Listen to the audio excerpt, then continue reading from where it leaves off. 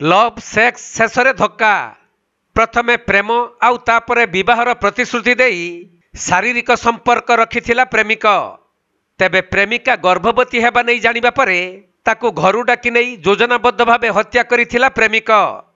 गत मंगलवार दिन केन्दुझर जिला बड़बिल थाना पुलिस सयाबाली जंगलरू जड़े युवती झुलंता मृतदेह मिलिबा घटनार खुलासा करी एही सूचना देइछि जहाँकि युवती मृतदेह चिन्हट हेबा परे पुलिस घटनार रहस्य उन्मोचन करी हत्याकारी प्रेमिक को गिरफ करिबारे सफल होइछंती।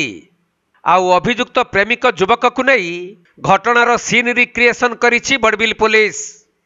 तेबे मृत युवती जनक हेउछंती सुंदरगढ़ जिला कोईडा थाना अंतर्गत बड़ इंदपुर ग्रामर पुरुषोत्तम पलेई 20 वर्षीय झील ममता पलेई। आउ गिरफ अभियुक्त युवक जनक चंपुआ थाना रजिया अंचलर सत्यवान बेहेरा। तेबे सत्यवान पूर्वरु विवाहित थिबा बेले से एक घरोई खनि संस्थार ड्राइवर भावे काम करुथिला एवं बड़बिल बस्ती अंचल एक भड़ा घर नहीं रही आसुथिला। हेले अनेक समय रे से काम रे बड़ इंदपुर को जीवा आसिबा करिबा भितरे ममता सह तार प्रेम संपर्क गढ़ी उठिथिला। तेणु विवाहर प्रतिश्रुति देई शारीरिक संपर्क रखिबा को बाध्य करिथिला सत्यवान। परे प्रेमिका युवती गर्भवती होई जिबारु सत्यवान को विवाह करिबा पई जिद धरिथिला ममता।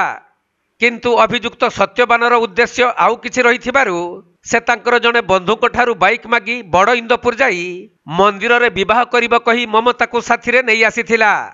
किंतु एहा परे मंदिर को पहुंचीबा पूर्वरु एक निछाटिया स्थान को ममता को नहीं निर्मम भावे तंटी चिपी हत्या करिबा परे घटना को आत्महत्या रूप देबा पई ममता देहरे पड़िथिबा चुनरी को तार बेकरे गुड़ाई मात्र 3 ରୁ 4 फुट उच्चतार गोटे गछरे झुलाई देई पलाई जाइथिला।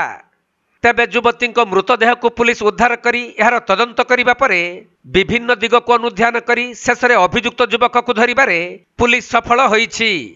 आउ ए संपर्क रे बड़बिल पुलिस विभिन्न दफारे मामला रुजु करी अभियुक्त सत्यवान बेहेरा को कोर्ट चालान करिछि।